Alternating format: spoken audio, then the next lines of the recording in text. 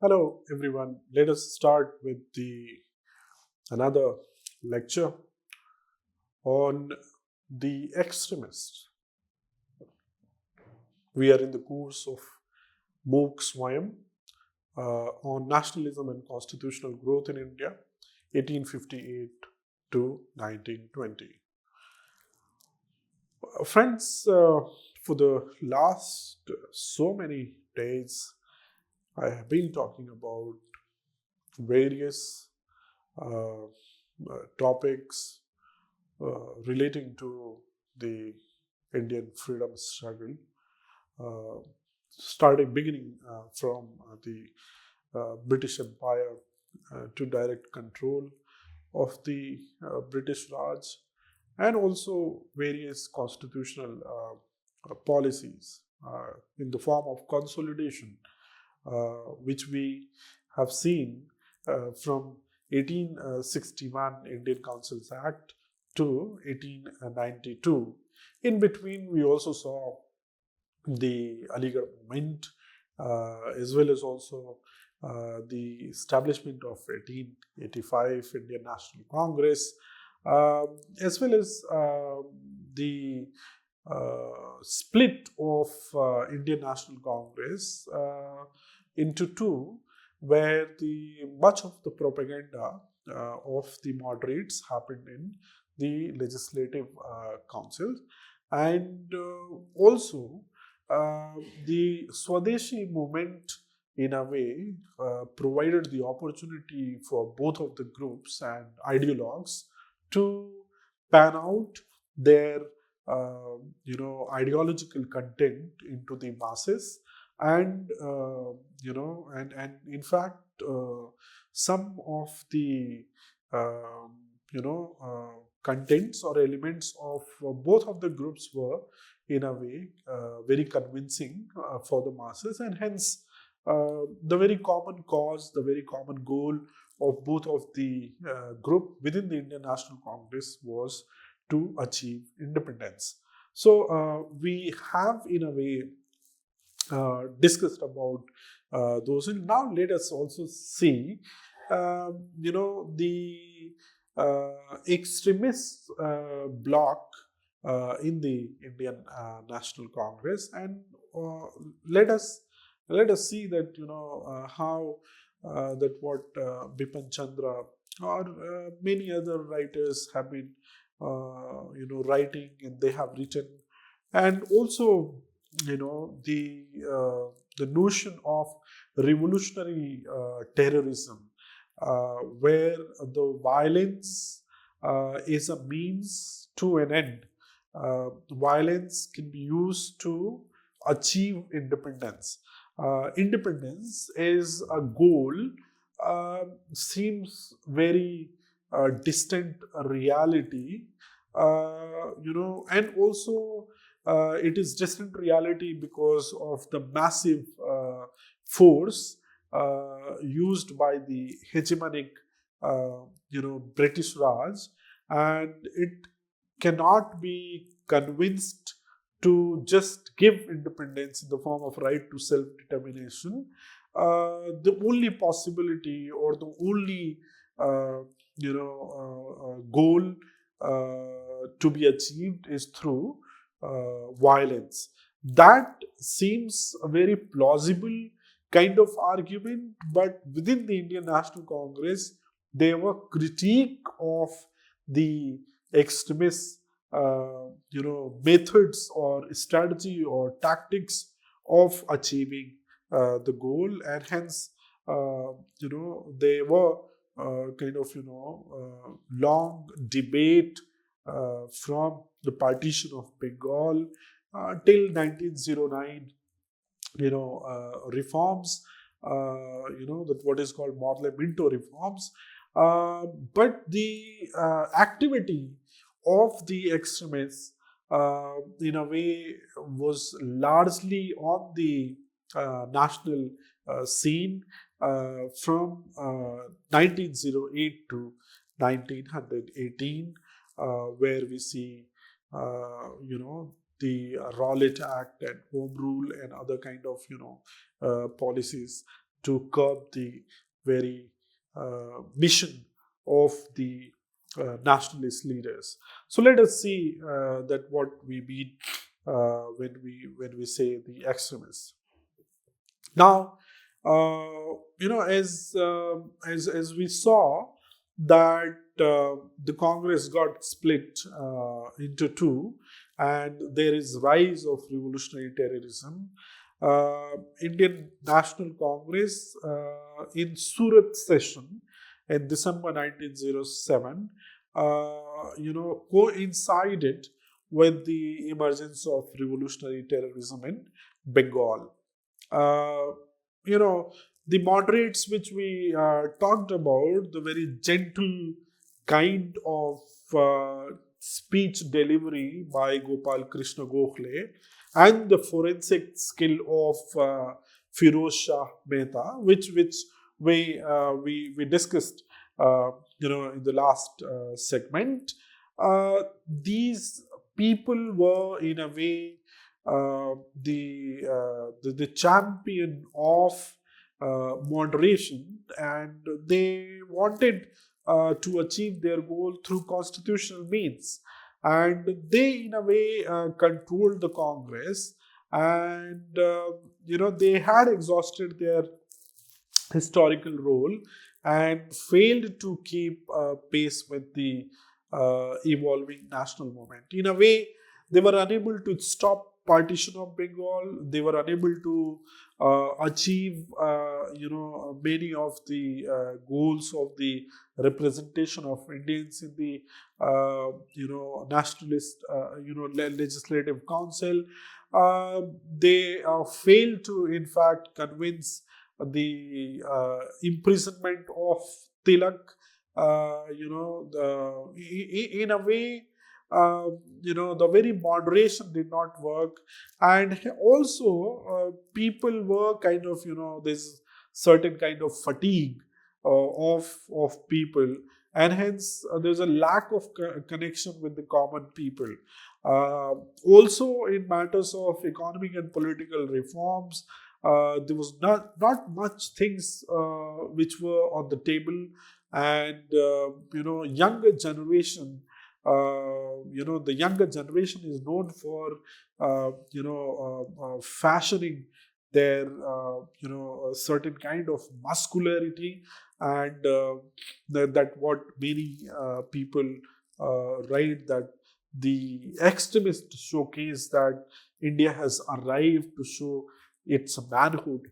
So it's a manhood or masculinity which the extremist wanted to kind of show as an exemplary to the Indian masses, and also swaying the young generation in their favor to rally behind them to achieve the goal, and also targeting British officials. The extremists targeting not only the constables or platoons and other kind of people. They were targeting Secretary of State like Lord Viceroy like Lord Hardinge, or Madan Lal Dhingra going to shoot the Secretary of State and other kind of officials in London. I mean, these kind of activities, in fact, made the time of 1905 to 1915 full of activity, and looting of the treasury, or looting of the weapons from the police station. All these activities, in a way, made it quite the time of those times more interesting and more lively, but also more challenging. Now, because of the British suspicion of the Congress grew, it became a focal point of Indian nationalism.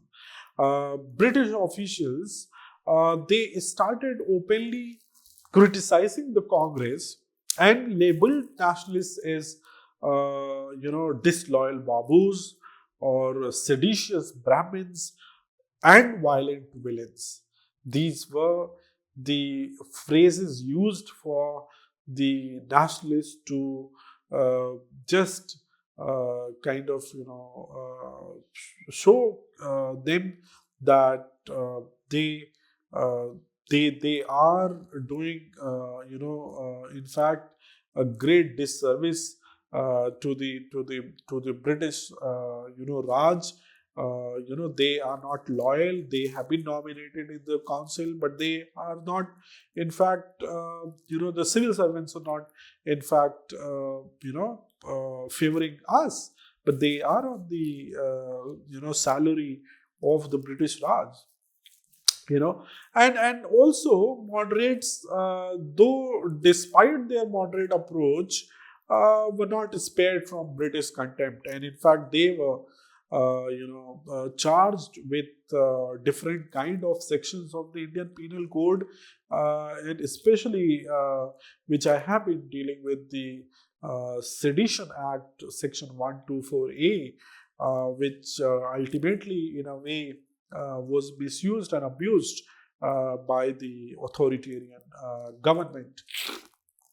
Also, if we see this failure of moderate politics, if we see what were the failure of the moderate politics, the moderate politics was based on persuading rulers for reforms, failed to gain British respect. British officials, they viewed even moderate nationalism is contradictory to accepting British rule. This is a failure to attract the younger generation, as I said, and adapt to the new stage of the national movement. That led to the decline of the moderates. If you see a shift in British strategy, British policy shifted from dismissing moderates to attempting to rally them. Lord Curzon's earlier policy of weakening the Congress changed with the rise of the Swadeshi movement and the militant nationalist trend.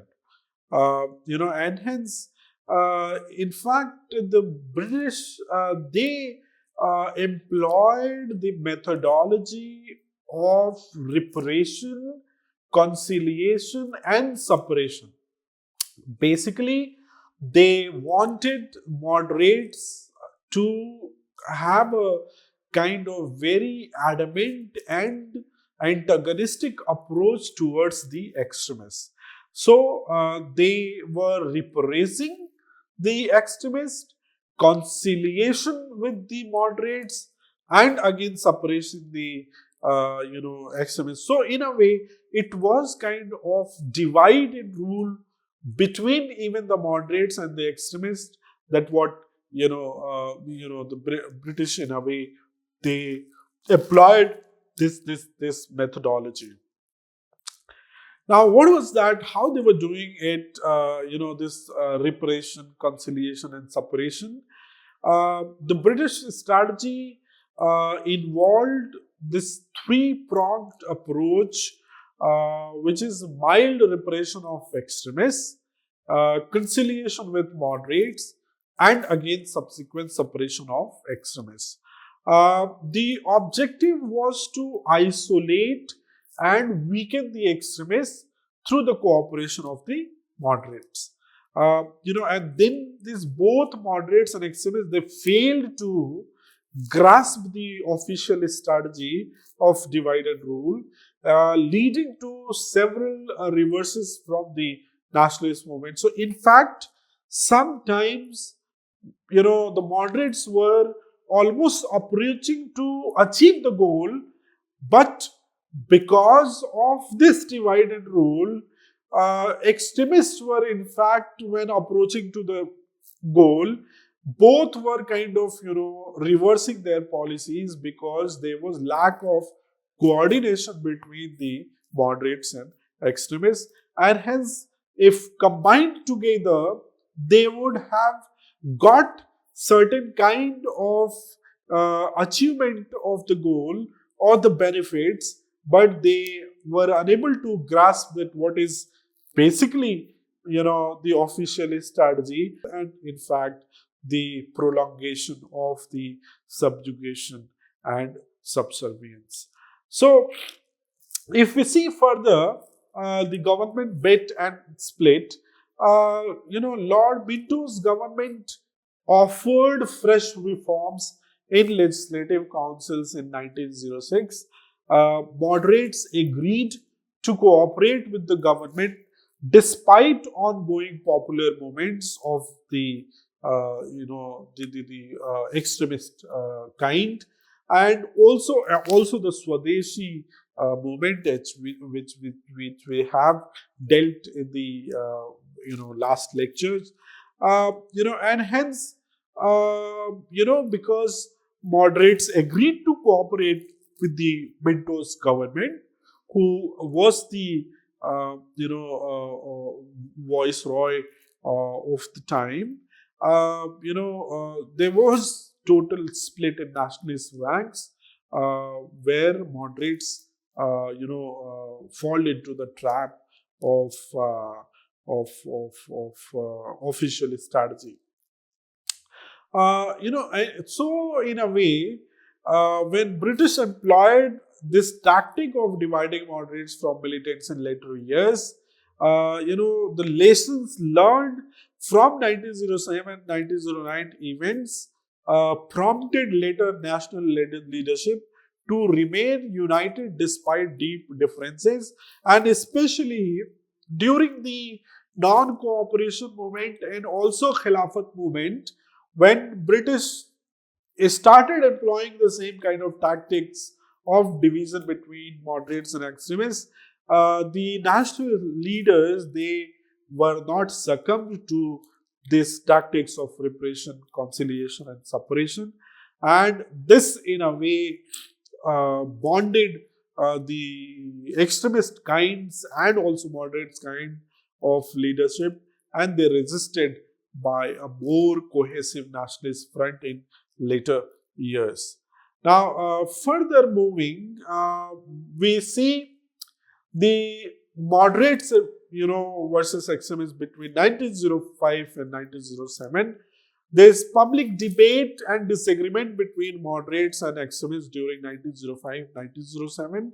Extremists aim to extend Swadeshi and boycott movement nationwide and gradually include all forms of association with the colonial government. Now, moderates wanted to confine the boycott to Bengal and opposed its extension to the government. In 1906, when there was Calcutta Congress, tensions escalated, especially over the presidentship. Now, extremists wanted someone else to become president. The Firoz Shah Mehta group wanted someone else to become president. Now, Dadabhai Nauroji, who was a neutral figure and also respected leader by both of the bloc, extremists and moderates, they agreed on Dadabhai Nauroji to become a president in 1906 Congress as a compromise to avoid a split. But a split was bound to happen because the four-pronged policy of, in the Congress's resolution on Swadeshi boycott, national education and self-government demands, there was escalation of disagreement, which continued throughout 1907.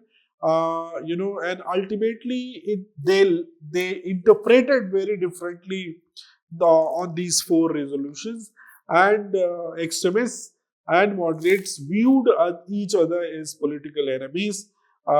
In fact, extremists believed it was time for a big push, while moderates were seen as a drag on the movement. Now, the threat of a split was very much on the horizon, where extremists led by Aurobindo Ghosh, considered parting ways with moderates and splitting the Congress. On the other hand, moderates led by Firoz Shah Mehta were determined to avoid a split and considered extremists as a threat to the Congress. Now, consideration of one is threat, in fact, also created them a political enemy, and ultimately that kind of, added into. Excuse me.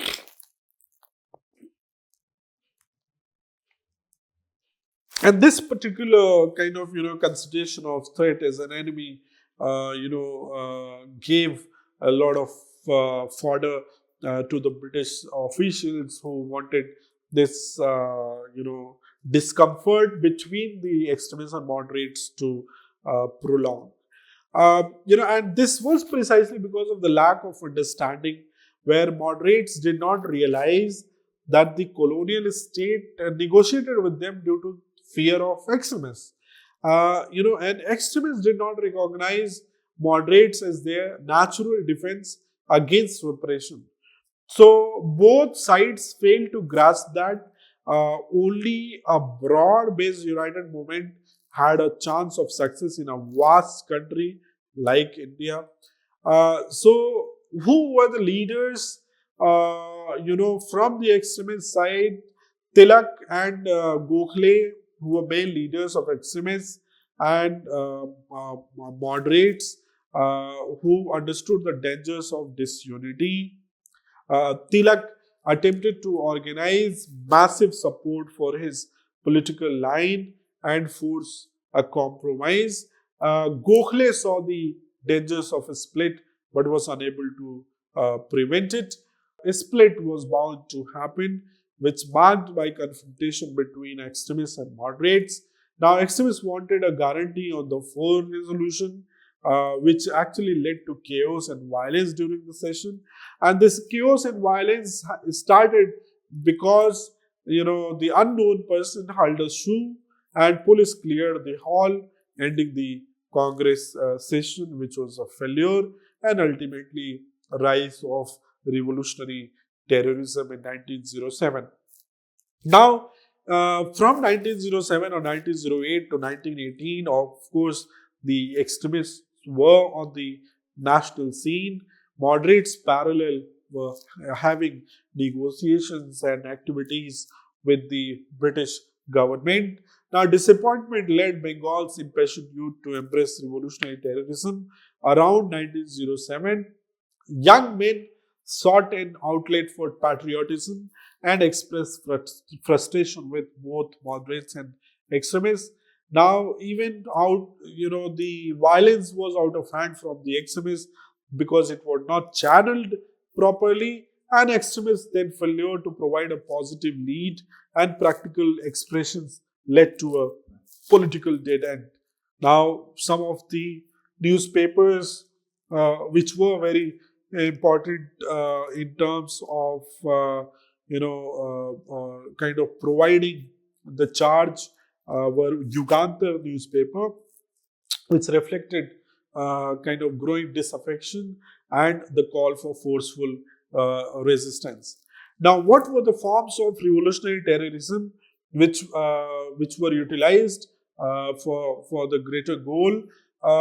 There was, of course, a lack of viable organization and clear ideology, because the young generation, the youth which were employed into this extremist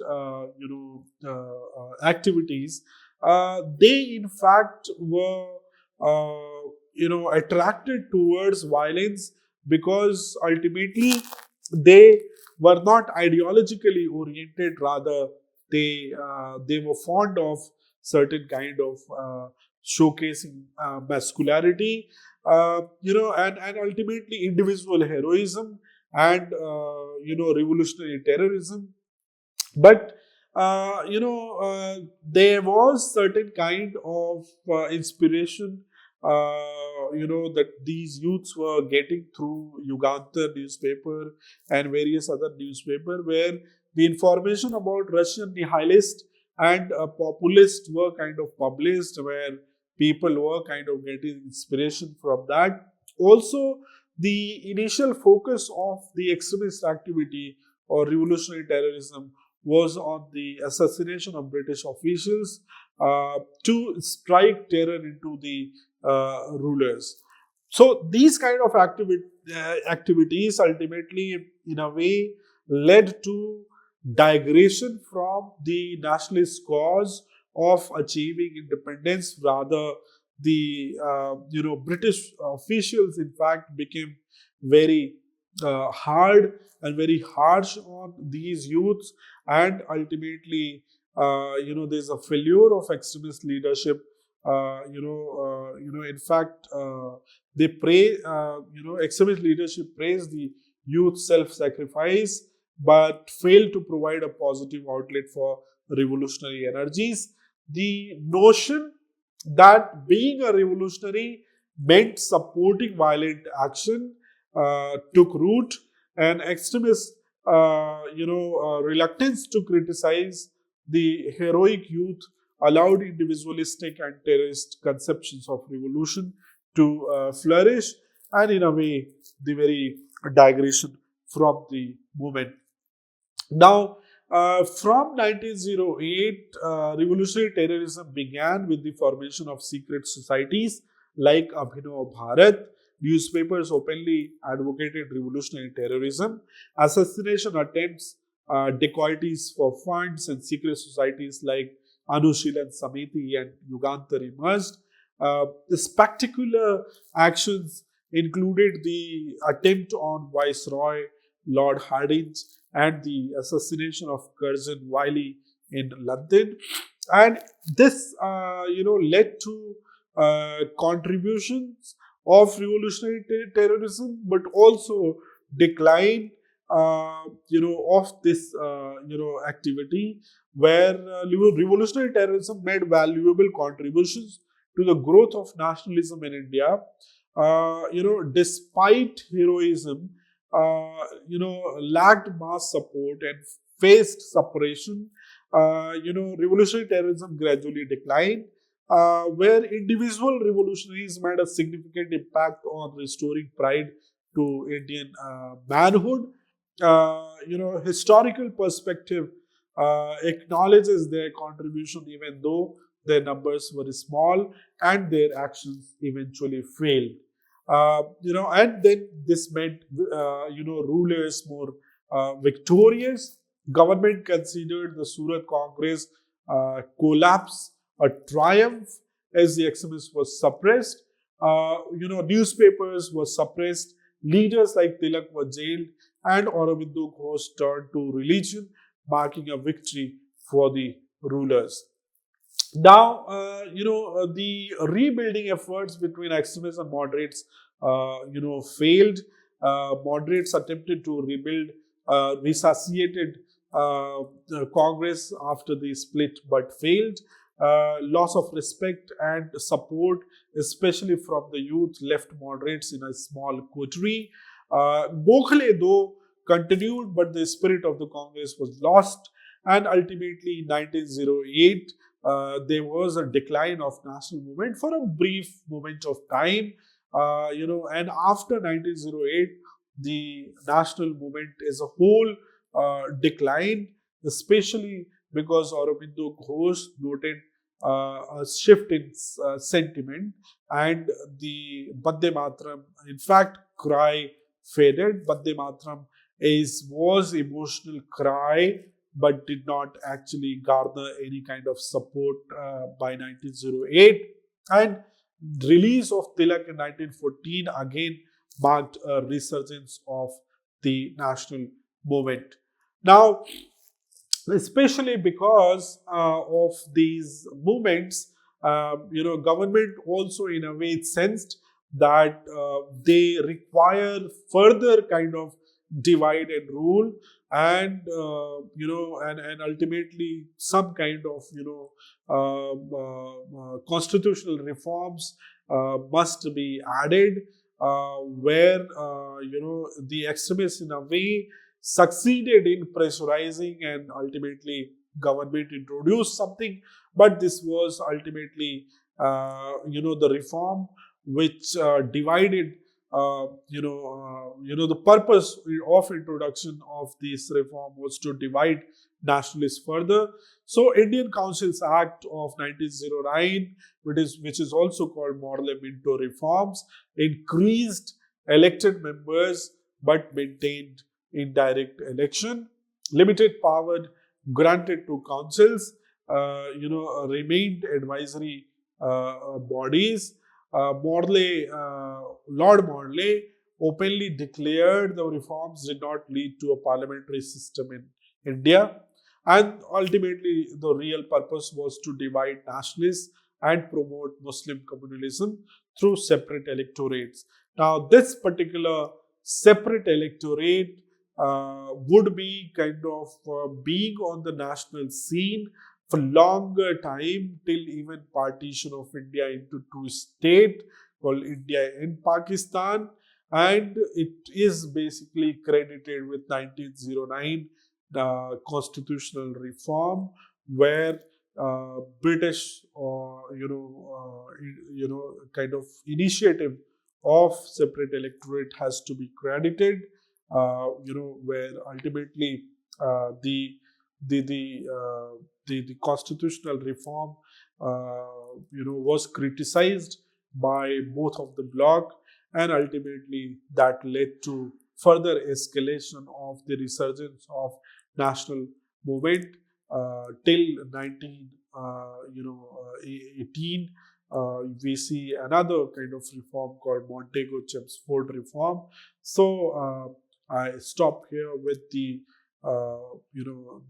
lecture on the extremist or revolutionary terrorism, which help in a way for achieving the goal, but also pressurizing the British government that if united moderates and extremists, that will be a very strong combo to suppress, and ultimately they wanted both of the parties to be at a distant space, so that they will be able to kind of dubiously convince both of the parties as antagonistic to each other. Thank you so much.